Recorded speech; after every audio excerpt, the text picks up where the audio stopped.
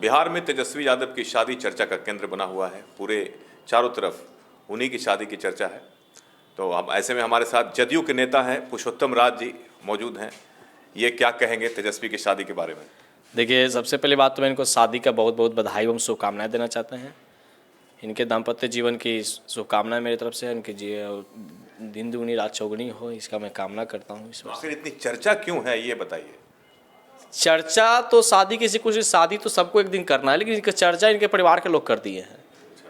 इनके शादी से पता नहीं कब इनके मामा क्यों आग बबूला हो गए हैं। चर्चा के तो विषय यहाँ पे बन गया है, बाकी तो कहीं इसमें कहीं राजनीतिक हो नहीं रहा है। पुरुषोत्तम राज जी, अगर कोई अंतर्जातीय विवाह करता है या दूसरे राजनीति में लोग बोलते हैं कि कोई जात पात नहीं, कोई धर्म संप्रदाय नहीं, सब एक हैं, लेकिन अगर कोई जब शादी करता है दूसरे संप्रदाय में तो उसके लिए एक चर्चा का विषय बन जाता है। तो इसको आप क्या कहेंगे? राजनीति में तो बोला तो जाता है लेकिन उस पर अमल नहीं किया जाता है। क्या आप भी ये सोच रखते हैं? क्या आप बीवीपुर का रहने वाला है तो वहीं दूसरे की जानकारी खास करके देखिए, आप जात बात ये बता रहे हैं कि वो कोरोना के ही आसपास का रहने वाला है। तेजस्वी यादव जी हमारे हिसाब से तो नहीं लगता कि उन्होंने गलत किया है। अब उनसे बचपन का प्यार था, वो उसके साथ क्या उनका रिश्ता था, अब उस रिश्ता को ये जीवन काल में निभाए हैं तो बहुत बढ़िया बात है। इनको तो हम लोग को स्वागत करनी चाहिए। अब प्रेम जात और धर्म देख के थोड़े ना होता है। प्रेम करने से पहले आपको जाति धर्म थोड़े कोई पूछता है। लेकिन चर्चा तो हो जाती है। चर्चा तो अब जो छोटे सोच के लोग होते हैं वो चर्चा करते हैं। इसका मतलब आप छोटे सोच के नहीं बिल्कुल। आप शादी किसी भी धर्म में शादी करने के लिए आप तैयार हैं? इस सोच को मैं काबिले तारीफ मानता हूँ तेजस्वी यादव को, जिन्होंने देखिए बहुत सारे नेताओं को हमने देखा कि बहुत सारे लड़कियों के साथ ये वो करके अपना छोड़े, जिसका कई बार आप देखते होंगे मामला चलते रहता है। लेकिन तेजस्वी यादव ने ऐसा नहीं किया। शादी किए बिल्कुल अपने रीति रिवाज के साथ किए।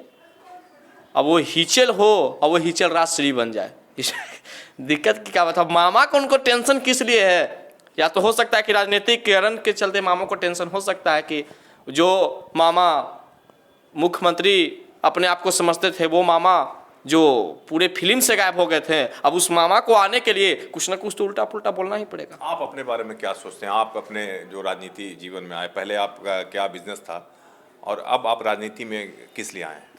देखिए, बिजनेस तो ऐसा कुछ नहीं था। हम अपने आप को कोचिंग वगैरह आप पे चलता था कई जगहों? नहीं, मैं आपको शुरू से हम जीवन काल की बात करें तो हम राजनीतिक रूप में 2013 से हम सक्रिय हुए। 14 में मैट्रिक का हमने जब एग्जाम दिया था, उस समय रिजल्ट बहुत ही खराब हुआ था बिहार का। उस समय भी मेरा रिजल्ट जो था 82% था बिहार में। लेकिन जिस लोग के साथ हम रहते थे और जिस समाज में हम रहते थे, कहीं ना कहीं एक हमारे अंदर सोच एक ऊर्जा जगता था। हमने बहुत गरीबी को झेलते हुए पढ़ाई पढ़ाया। मेरे पिताजी एक मजदूरी करते थे, ना कोई राजनीतिक बैकग्राउंड, ना कोई बहुत बड़ा बिजनेसमैन। लेकिन जब हम स्कूल जाते थे या कोचिंग जाते थे तो वहाँ जो हम देखते थे, हम अपने ऊपर समस्याओं को, कलम की समस्या, किताब की समस्या, ड्रेस की समस्या, तब दिल रोता था। हमें एक लगता था अंदर से कि मैं कुछ ऐसा करूं कि ये समस्या और लोगों को ना बने। तो आप ऐसा क्या कर रहे हैं? अब तो हम जब पहले बार आए, मैट्रिक एग्जाम दी, उसमें रिजल्ट क्या आया, आंदोलन किए, बहुत मार भी खाए, जेल गए। जेल का भी मेरा सफर रहा। मतलब जेल मतलब थाना के दो दिन या 24 घंटे तक हम वहाँ पर रहे। उसके बाद जब हम आए, गार्जियन का दबाव था, हमने इंटर का पढ़ाई किया और इसी जहानाबाद के अपने ननिहाल के गंधार में बंधुओं से जब इंटर के पढ़ाई किए तो बहुत खुशनुमा पल रहा कि स्कूल का टॉपर हम रहे जहानाबाद। उस समय डीएम साहब से उनको पुरस्कार भी प्राप्त हुआ था। ग्रेजुएशन पॉलिटिकल साइंस से किया। मैं उस समय रास्ता हम पॉलिटिकल को चुन चुके थे। फर्स्ट मुलाकात हमारी आपसे हुई, कुछ और ऊर्जा उत्पन्न हुआ, हम अपने आप को राजनीतिक रास्ता में गए।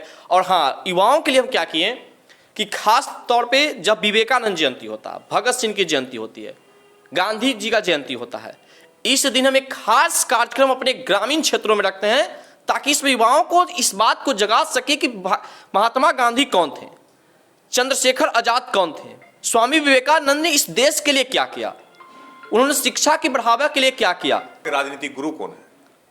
हमारे राजनीतिक गुरु तो एक तौर पे माना जाए तो हमारे डॉक्टर सहजानंद सर जो है, उनको बहुत काफ़ी सहयोग, उनका प्यार दुलार मिला था, सपोर्ट सारे लोग का रहा। उसके बाद आपसे हमारी मुलाकात हुई थी, बहुत उस दिन भी हमें याद है जिसमें हमें दाढ़ी भी अच्छे तरीके से नहीं आया था उस समय, आप हमें मीडिया चैनलों पे लाए और आज एक बहुत खुशनुमा पल है कि बहुत बड़े बड़े चैनलों पर भी हमको जाने का मौका मिला, आप ही के मार्फत था या बोलने की।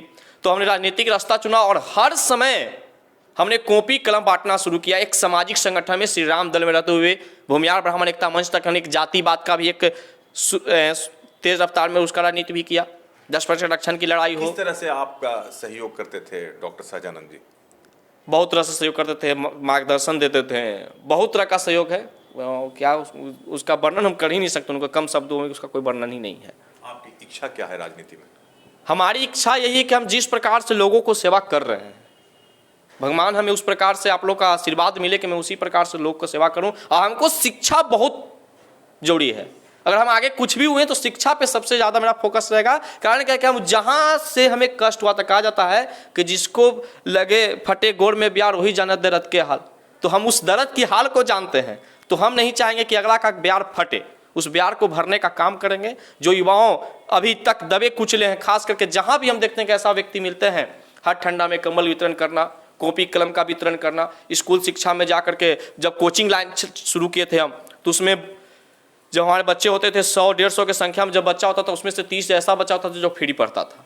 हमने कभी किसी के साथ पैसा का दबाव नहीं डाला, क्योंकि हम जानते थे कि हम जहाँ से आए हैं वहाँ इसी प्रकार का कठिनाई को झेलना पड़ा है। आपके भी मन में तो होगा ना कि एमएलसी बनना है, एमएलए बनना है या सांसद बनना है, ये इस तरह की इच्छाएं आपकी? देखिए, मन में तो है ऐसा कुछ कि हम ऐसा कुछ जगह पे जाएं जो लोगों की सेवा कर सकें। अभी तो घर से करना पड़ता है और करते भी ना। आज तक किसी से एक चंदा, ना आज तक किसी से एक पैसा लेकर हमने आज तक सामाजिक सेवा किया, क्योंकि हमें मांगने में अच्छा नहीं लगता। हमको जो भी होता है, अगर हमारे पॉकेट में 100 रुपया होता है तो उसको लगता है कि कुछ ना कुछ बांट दें, ऐसा मेरी सोच होती है और यही काम हम करते हैं। अब आखिरी सवाल अंतिम में, क्या आप भी जाति धर्म के भेदभाव को मिटाकर अपने विवाह को मतलब नया रूप देंगे? अब देखिए, अभी इस पे हम तो कुछ कह नहीं सकते क्या। अब शुरुआत सवाल शादी ब्याह से था, तो अब अंत भी इसी से करते हैं। जो भी होगा वो तो आप सबके समक्ष होगा, वो थोड़े कहीं छुपा रुस्तम बता दीजिए। नहीं, बता क्या दे मैंने होगा। शादी कब कर रहे हैं आप? अभी इसका कोई हम लोग ने सोच नहीं रखा है, अभी अपने रास्ते पे चल रहे हैं, काम शुरू किए हुए। ये कुछ बोल नहीं रहे हैं लेकिन कुछ करेंगे जरूर, जैसा कि इनकी सोच से लग रहा है। और इनके बारे में आपने जाना कि ये इच्छा तो रखते हैं राजनीति में, लेकिन इनकी भावना सेवा की भावना है। लोगों की मदद करना चाहते हैं, लोगों को आगे बढ़ाने में हमेशा शुरू से लगे रहते हैं। ये पुरुषोत्तम राज जी हैं, राजनीति में बिल्कुल नए हैं, लेकिन इनकी ऊर्जा देखते बनती है। दीजिए इजाज़त, नमस्कार।